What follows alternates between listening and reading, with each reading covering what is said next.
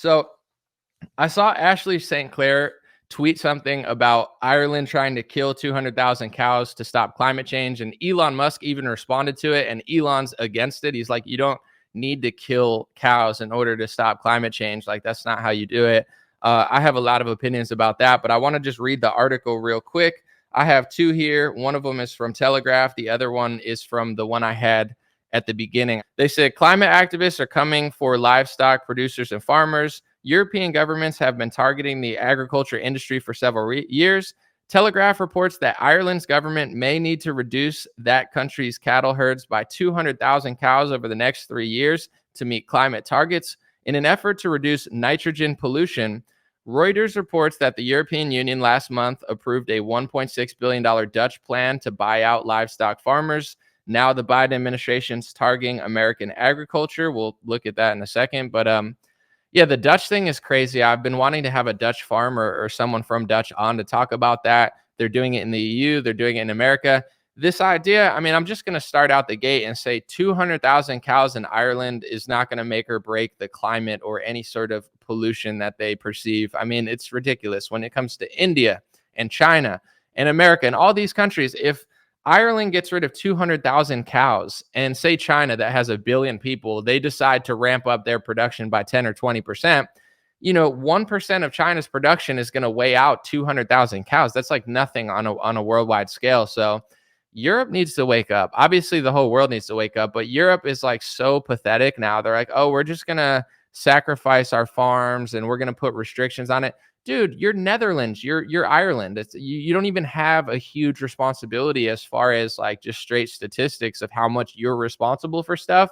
So this like virtue signaling from these like failing European countries that are like, oh, we'll be the ones to get rid of it. Yeah, and it's going to do nothing, because if India decides to ramp up their production 1%, they could swallow up that little number that you didn't do. If China or America or anyone does anything, so it's just so ridiculous, on top of the fact of like, what are the real numbers of this stuff? This is going to get harder and harder to question unless, there was some good news recently that I saw. YouTube is actually allowing you to question the 2020 election now, I think, to some extent. I could do that whole story later this week so I get the gist of it, but why would they do that? One, it's over, so it doesn't matter. Two, maybe they see that will help Democrats if people just keep talking about 2020. That's not really like a voter favorite for moderates. Or three, companies like Rumble, Gab, and others are putting pressure on YouTube. And, because of Rumble did a deal with Dana White and, the UFC and Power Slap, and a lot of big influencers on YouTube are leaving to go to Rumble. Maybe YouTube feels the pressure, and that's how free speech works. Over time, they got us pretty good for a few years, but if you don't want to allow people to say things they want to say with the First Amendment, they'll go somewhere else. BitChute, I have 2 million views on there. Some users are getting 100,000 per video on Rumble, so that's good news. But long story short, unless the competition allows us to speak freely and Facebook and YouTube back down, one of the things that they censor heavily, besides election talk and COVID talk,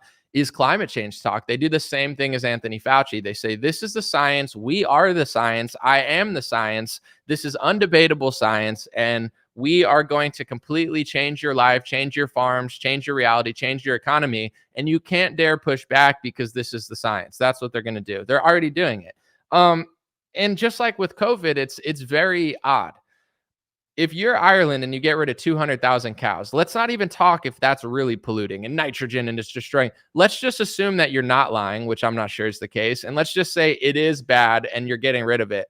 It doesn't even make sense statistically on a scale of, it's not even going to have an impact in the world at all, because there's barely anybody in Ireland. And I would guess they're responsible for less than 1% of this type of farming in the world. So it's not even if they weren't lying at all, it's not even going to have an impact. It's like with COVID. It's like, wear your mask, but you can't disagree with the mask on Twitter or Facebook, and we'll take down your parody video that you made anomaly with 1 million views because you can't question the mask.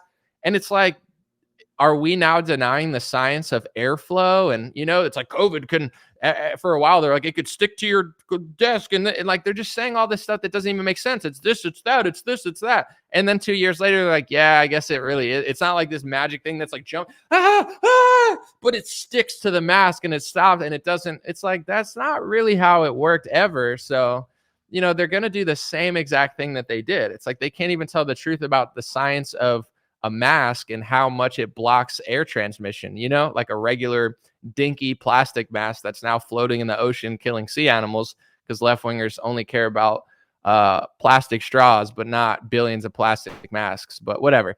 It's going to be the same stuff. And, my third story is going to have to do with this too. Matt Walsh is like crying on Twitter. And I like Matt Walsh. I think he's interesting. His documentary is one of the best in modern history as far as like impact socially.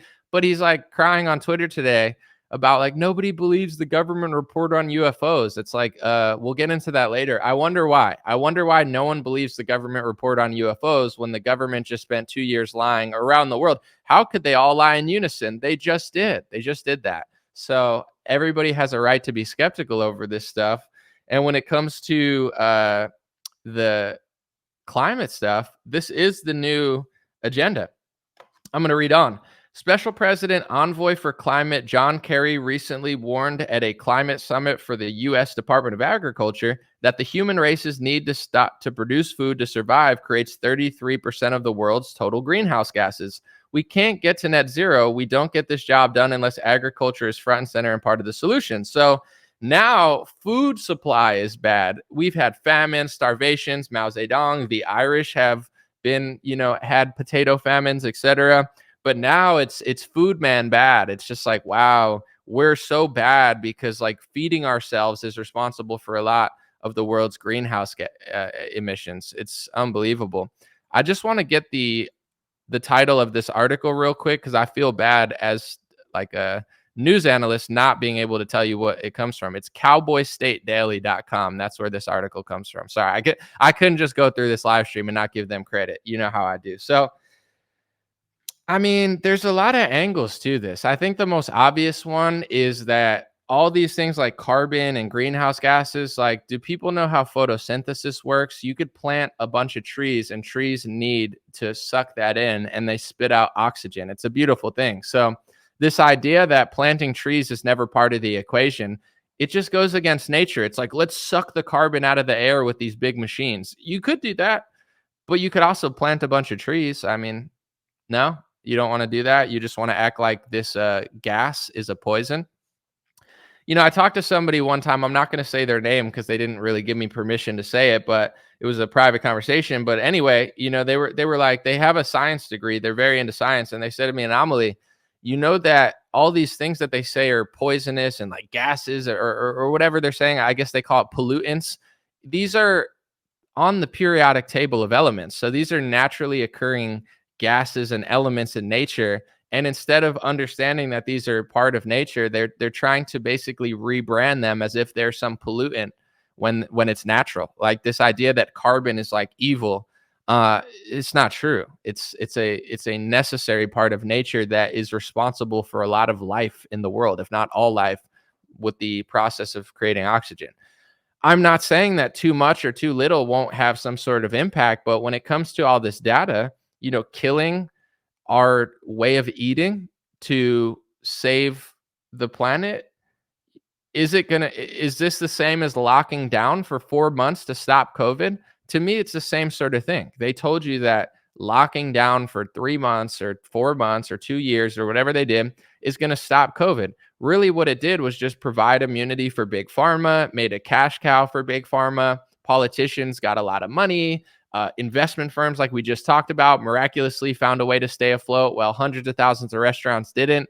And when it's all said and done, you have Jerome Adams, who was Trump's loser surgeon general, is on Twitter saying this is just the tip of the iceberg. That's what he said. The guy who Trump hired as surgeon general said, this is just the tip of the iceberg of COVID. We suffered. We gave up everything. We basically treated ourselves like prisoners for 2 years. And it's just the tip of the iceberg. So all that for what? If it's just the tip of the iceberg. To me, that's what the climate stuff's going to be. I mean, I don't know what I'm allowed to say on these psychotic communist platforms, but it's going to be the same thing. They're going to sacrifice all this stuff, sacrifice the food supply, destroy farming, telling you that New York City and San Francisco, which are disgusting hellholes that look like garbage, they look like Sodom and Gomorrah, that they're the environmentalists and a farmer is the bad person. Do people see the deception? There's memes about it now. San Francisco is like a disgusting, degenerate garbage dump. And same with Los Angeles. I mean, there's good people and good culture there, but they've really let the city go. These looks like glorified garbage graffiti dumps. And then they're going to tell you that a farmer that's feeding millions of people is the problem and they need to cut down on their food. These people are unbelievable. Meanwhile, their cities are so disgusting. Every time it rains, all that trash and all that filth just pours out into the ocean and kills more animals and makes it toxic. But they don't want to talk about it because they're too busy throwing billions of plastic masks in the ocean. And but these people who lie about every aspect, they don't even know the difference between a little boy and a little girl, and they don't even have the common sense to let people grow up and not try to like manipulate their sexual preferences at the age of 7. These are the people that are going to shift the entire weather and climate of the earth because they're just so good at everything else. It's so obviously fake and unbelievable. It's ridiculous. And they're going to pressure Europe, America. I don't know like what they're planning on doing or how they're going to doing it, but I pray that people wake up. And one of the ways that we could wake people up, it might not be fully possible, but you have to show the youth that you have compassion and empathy. You can't just be like, yeah, I'm a gas guzzler, screw you, I don't care. Like that's not a message that reaches the youth. They see a problem. They see that capitalism is crony and it's not even real capitalism, but even if it was, it's crony in America. They see the flaws. They're not inspired by the older generation. They're lost. They've been led astray. They've been gobbling down pharmacy pills and questioning their own sexuality. So they're not going to listen to people that are like, who cares? It's like, I care. I care about the ocean. I care about the environment. I care about the planet. I care. It's just the other people that pretend to care, I believe, are exploiting us and they're going to end up hurting us. So it's not so simple as like, oh, they're the good guys, they're the bad guys, they care, they don't. I care more than these people. I just don't think that their method is going to work. And I could talk about this a lot. I have a lot of videos in depth on it. I'll share them over the next year or two, and hopefully they don't demonetize me for it. But you know, a lot of these records of the weather and temperature are not that old because humans didn't always have the thought process to record this type of stuff. So you look at them saying it's the hottest day in Canada. It's the hottest day since when? Since 1913 or when, you know, 1930, whenever they started recording that type of metric in this place. You look at the data out of Antarctica, etc. I've looked at it all, NASA stuff, official documents. I'm not fully convinced that killing cows is going to change the planet's climate. I think that there's more stuff at play. And I think that the people that are pushing this the hardest are the people that don't know the difference between a man and a woman. These are people that told you to wear a plastic dinky mask to stop the spread of COVID. These are people who told you that getting 2 or 3 mRNA injections will stop the transmission. These people have an egregious record on everything science in modern history. They can't even tell the difference between a biological man and a woman playing basketball. It's like, I don't care who you are. It's not my job. Like, God didn't put me here to tell you what to do. That's just my opinion. I mean, some people that's their purpose. Me, I got enough to worry about rather than your problems. But in general, it's like you can't tell the difference between the NBA and the WNBA. No, there's no difference between the physical. No, but you're going to tell me how to shift the entire planet when you live in a city that looks like a glorified garbage dump, and you're going to save the environment from the farmers who are living off nature and doing it as God intended. I mean, we really need to figure out how to wake people up and do it with compassion, honesty, thoughtfulness, and intention.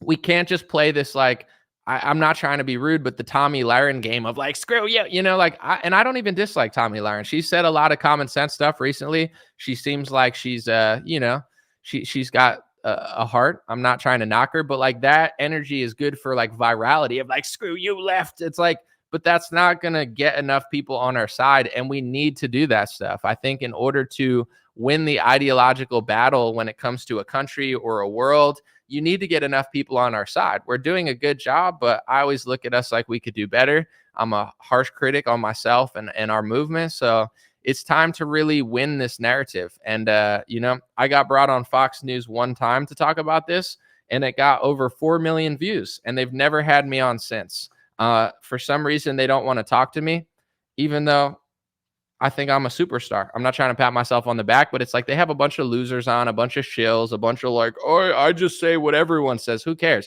You bring Anomaly on one time, 4 million views, massive success, never gets to go on television again. I wonder why. I don't care that much, but it's like I'm glad they brought me on to talk about the climate stuff, because I really think I have one of the most compelling arguments that can actually wake people up and expose that although the climate is changing and although environmentalism is important, the narrative is not what they're saying. And I think if you provide the right evidence behind it, people will start to snap out of it. Let me know what you think in the comments. This is my take on the whole thing. God bless Ireland. God bless the Dutch farmers and America.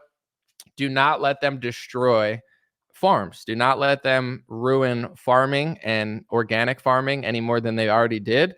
And look at the cities that these people come from. They don't know a damn thing about cleaning the environment. They can't even clean their own street. It's disgusting. San Francisco, disgusting. New York, cool place, disgusting. LA, nice people, disgusting.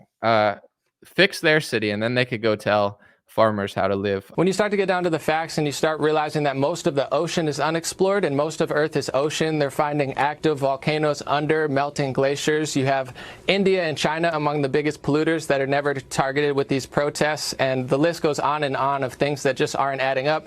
Glaciers that they said are melting that are actually growing for 3 straight years. NASA themselves in a 2018 article admitted that they only measure the coastline. Some of it's melting, some of it's growing, and they can't even measure the snowfall because their satellites aren't good enough. So the fact that they say the science is settled is a made-up term. Science doesn't settle, especially on a planet where most of it's unexplored. So I don't understand why they call anybody who counters them a denier. It doesn't make any sense. Well,